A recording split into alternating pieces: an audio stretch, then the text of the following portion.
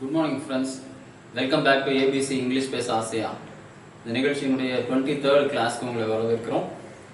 22 classes நம்ம complete பண்ணியிருக்கோம். அது எல்லாத்துலேயுமே வந்து நிறைய பார்த்துருக்கோம். ஏற்கனவே சொன்ன மாதிரி இந்த கிளாஸ்னுடைய 60 ஃபார்முலாஸில் கிட்டத்தட்ட 25 ஃபார்முலாஸை கம்ப்ளீட் பண்ணிட்டு அந்த 25 ஃபார்முலாஸை பயன்படுத்தி எப்படி கொஸ்டின்ஸ் ஃபார்ம் பண்ணுறது அப்படிங்கிற பார்ட்டு நம்ம கம்ப்ளீட் பண்ணியிருக்கோம். அந்த கொஸ்டின் ஃபார்ம் பண்ணுறதுலேயே நம்ம எப்படி டிரான்ஸ்லேட் பண்ணணும் அப்படின்னு சொல்லிட்டு அது எந்தெந்த இடத்துல நம்ம ப்ராக்டிக்கலாக யூஸ் பண்ணுறோம் அப்படிங்கிறதையும் நம்ம பார்த்துருக்கோம். ஸோ இன்றைக்கும் கூட நம்ம அதனுடைய கண்டினியூட்டி தான் பார்க்க போகிறோம். அதில் ஏற்கனவே வாட் கைண்ட் ஆஃப் கொஸ்டின் எப்படி டிரான்ஸ்லேட் பண்ணுறதுன்னு சொல்லி உங்களுக்கு நான் சொல்லியிருந்தேன். அந்த வாட் கொஸ்டினை போலவே வேறு கொஸ்டினுக்கும் என்னங்கிறது பதில் எங்கேங்கிற வேர்டு மட்டும் தான் இப்படி இன்சர்ட் பண்ணுவோம். அதனால் அதுக்கு ஒரு குரூப் ஆஃப் சென்டென்சஸ் உங்களுக்கு கொடுத்து நீங்கள் டிரான்ஸ்லேட் பண்ணுங்கன்னு சொல்லி எக்ஸசைஸ் மாதிரி கொடுத்துருந்தேன். இந்த கிளாஸ்லேயும் நம்ம ஒரு டைப் ஆஃப் கொஸ்டின் இந்த வென் கொஸ்டினை டிரான்ஸ்லேட் பண்ணி நான் உங்களுக்கு கொடுக்க போகிறேன். அது கூடவே விச் டைப் ஆஃப் கொஸ்டின்ஸை நீங்கள் டிரான்ஸ்லேட் பண்ணுற மாதிரி ஒரு எக்ஸசைஸ் உங்களுக்கு இருக்கும். ஸோ தொடர்ந்து நீங்கள் கிளாஸை வாட்ச் பண்ணிட்டு கிளாஸ் மாதிரி அட்டன் பண்ணிட்டு வந்திருக்கிறதுனால உங்களுக்கு இது ஈஸியாக இருக்கும். இன்கேஸ் ஏதாவது டவுட்ஸ் இருந்துச்சுன்னா இமீடியட்டாக நீங்கள் கால் பண்ணி கேட்டுக்கலாம். அப்படிப்பட்டதான ஃபெசிலிட்டி உங்களுக்கு இருக்குது. ஸோ உங்களுடைய டவுட்ஸ் என்னவாக இருந்தாலும் இங்கே டிஸ்பிளேல இருக்கக்கூடிய நம்பர் வாட்ஸ்அப் நம்பர் தான். உங்களுடைய டவுட்ஸை நீங்கள் டெக்ஸ்ட் பண்ணலாம் அல்லது நீங்கள் கால் பண்ணி கேட்கலாம். At any time we are ready to support you. But only the thing is you have to go along with that. ஒவ்வொரு பார்ட் பை பார்ட்டாக வந்திருந்தீங்கன்னா தான் உங்களுக்கு புரியும். ஒருவேளை இதுதான் எனக்கு ஃபஸ்ட்டு கிளாஸ் திடீர்னு தான் நம்ம பார்க்குறேன் அப்படின்னு சொன்னால் நீங்கள் முன்னாடி இருக்க ப்ரீவியஸ் கிளாஸஸையும் நீங்கள் தெரிஞ்சுக்கலாம். அதுக்கும் நீங்கள் எங்களுக்கு சப்போர்ட் பண்ணலாம். அதே சமயம் உங்களுக்கு தேவையான விஷயங்களை அடுத்தடுத்து 24 hours ஒன்ஸ் வரக்கூடிய கிளாஸ் நீங்கள் அப்டேட்டடாக இருக்கணும் அப்படின்னு சொல்லி கேட்டால் நீங்கள் இமீடியட்டாக எங்களுக்கு சப்ஸ்கிரைப் பண்ணுங்கள். அதில் இருக்க நோட்டிஃபிகேஷன் பட்டனை கிளிக் பண்ணுங்கள். இந்த கிளாஸ் உங்களுக்கு யூஸ்ஃபுல்லாக இருந்துச்சுன்னா மற்றவங்களுக்கு ஷேர் பண்ணுங்கள். உங்களுக்கு விருப்பம் இருந்தால் நீங்கள் லைக் பண்ணுங்கள். ஸோ உங்களுடைய தேவைகளை கமெண்ட் பாக்ஸில் கொடுங்க. Now we are going to the class and that is what, as I told you, I am going to translate the when question. So when அப்படிங்கிற டைப் ஆஃப் கொஸ்டின்ஸில் தமிழில் இருக்கிற கேள்வி எதெல்லாம் நமக்கு இங்கே ஃபார்ம் பண்ண முடியும் அப்படிங்கிறதுக்கான பேட்டர்னில் சிலது நம்ம சென்டென்ஸை செலக்ட் பண்ணியிருக்கோம். அதனை இப்போ உங்களுக்கு டிரான்ஸ்லேட் பண்ணி காண்க. அதே போல் விச் கொஸ்டினை நீங்கள் டிரான்ஸ்லேட் பண்ணதுக்கான சில சென்டென்சஸையும் நான் உங்களுக்கு கொடுக்க போகிறேன். Okay, let me go for the translation now. Now you are seeing some questions. So இதெல்லாம் when questions to be formed by when. அதில் ஃபர்ஸ்ட் ஒன் பார்த்தீங்கன்னா அவன் எப்போது ஆசிரியராக இருந்தான். நான் ஏற்கனவே சொன்னது திரும்பவும் சொல்கிறேன். இருக்கிறான், இருந்தான், இருப்பான் போன்ற வார்த்தைகள் வந்தால் அதெல்லாம் பி ஃபேமிலி சார்ந்தது. அதுக்குள்ளே பி தான் நம்ம யூஸ் பண்ணணும். பி இந்த சென்ஸ் ஆம், இஸ், ஆர், வாஸ், வேர் பயன்படுத்தணும்னு சொல்லியிருந்தேன். இப்போ இதில் பார்த்தீங்கன்னா ஃபஸ்ட்டு 5 questions அந்த குரூப்பை சார்ந்ததாக இருக்குது. அவன் எப்போது ஆசிரியராக இருந்தான். when was he a teacher. And second one பாருங்கள், அவன் எப்போது இங்கே இருந்தான். when was he here. Third one பாருங்கள், அவர்கள் எப்போது சொந்த ஊரில் இருக்கலாம். when shall they be at their native place. Fourth one, என்னுடைய சகோதரன் எப்போது கோபமாக இருக்கிறான். when is my brother angry. Fifth one, அவனுடைய பெற்றோர் எப்போது அன்பாக இருக்கிறார்கள். when are his parents kind. So இதெல்லாம் பி ஃபேமிலி. அடுத்தது டூவில் பாருங்கள், 6th ஒன்லேருந்து டூ மாதிரி இருக்குது. ஏன்னு கேட்டால் உள்ள பி வேர்ப் இல்லை, இருங்கிற வார்த்தை இல்லை. நீங்கள் எப்போது விளையாடுகிறீர்கள். when do you play. 7th one, மக்கள் எப்போது சண்டையிடுகிறார்கள். when do people fight. 8th one, அவன் எப்போது அவர்களை தேடினான். when did he seek them.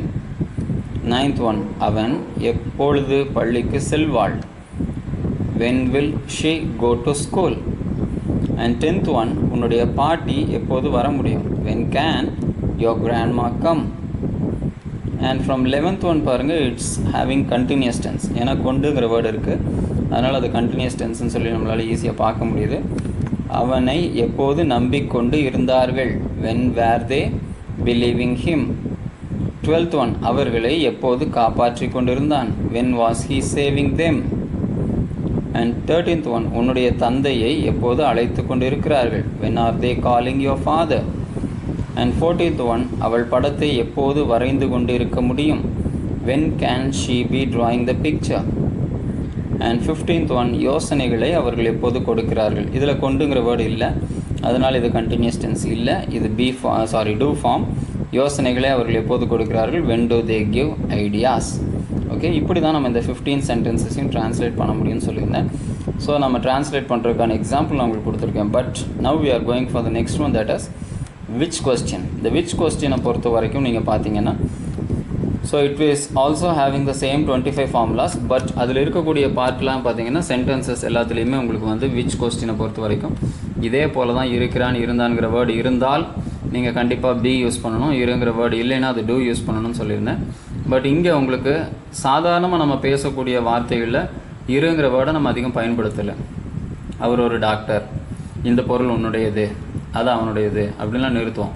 அப்படின்னா என்ன அர்த்தம்? அது உன்னுடையதாக இருக்கிறதுங்கிற அர்த்தம். அந்த வேர்டை நம்ம முழுமையை அடையாததுனால நம்ம இருங்கிற வேர்டு வராதப்போ நம்ம அந்த இடத்துல அது பி இல்லைன்னு முடிவு பண்ணக்கூடாதுங்கிறக்காக நம்ம சாதாரணமாக இயல்பாக பேசக்கூடிய வாக்கியங்கள் மாதிரி சில வாக்கியங்களை உங்களுக்கு கொடுத்துருக்கேன். அதுக்குள்ளே இருக்கிறதுங்கிற வேர்டு இருக்கிறதாக நீங்களாக முடிவு பண்ணிக்கணும். அதுக்கு தான் ஃபஸ்ட்டு 2 எக்ஸாம்பிள் மட்டும் பாருங்கள். எந்த புத்தகம் உன்னுடையது அப்படின்னா என்ன அர்த்தம்? எந்த புத்தகம் உன்னுடையதாக இருக்கிறது அப்படின்னு அர்த்தம். அந்த மீனிங்கில் தான் அதை டிரான்ஸ்லேட் பண்ணணும். அடுத்து எந்த பொருட்கள் அவனுடையது அப்படின்னா எந்த பொருட்கள் அவனுடையதாக இருக்கிறது அப்படின்னு அர்த்தம். ஓகே, அப்போ அங்கே இருங்கிற வேர்டு இல்லைங்கிறதுக்காக இருங்கிற வேர்டே இல்லை, அது டூ ஃபார்ம் அப்படிங்கிற மாதிரி கன்ஃபியூஸ் ஆகிக்கக்கூடாது. அது பி வேர்ப் தான். எந்த நாய்கள் அவளுடையதாக இருந்தது? எது உன்னுடைய நண்பனின் வீடு? அந்த சென்டென்ஸ்லேயும் எது உன்னுடைய நண்பனின் வீடாக இருக்கிறது அப்படின்னு அர்த்தம். 5th ஒன், எது அவர்களுடைய பெற்றோரின் புத்தகம்? எது அவர்களுடைய பெற்றோரின் புத்தகமாக இருக்கிறது? பட் 6th ஒன் பார்த்தீங்கன்னா கட்டுகிறான், விரும்புகிறார், வரைகிறார்கள், உடைத்தான்லாம் வரும்போது ஆக்ஷன் வந்துடுது. அப்போ ஆக்ஷன்ஸ் வரும்போது அங்கே நம்ம இரு சேர்த்துறதுக்கான வாய்ப்பு இல்லை, அதனால் அதெல்லாம் டூ ஃபார்ம். ஓகே, அதே போல் 11th மேலே இருக்கும்போதெல்லாம் கண்டினியூஸ் டென்ஸ் வந்துடுது, கொண்டுங்கிற வேர்டு வருது. அதனால் இந்த சென்டென்சஸ் எல்லாத்தையுமே நீங்கள் இப்போ டிஸ்பிளேல பார்த்துருப்பீங்க.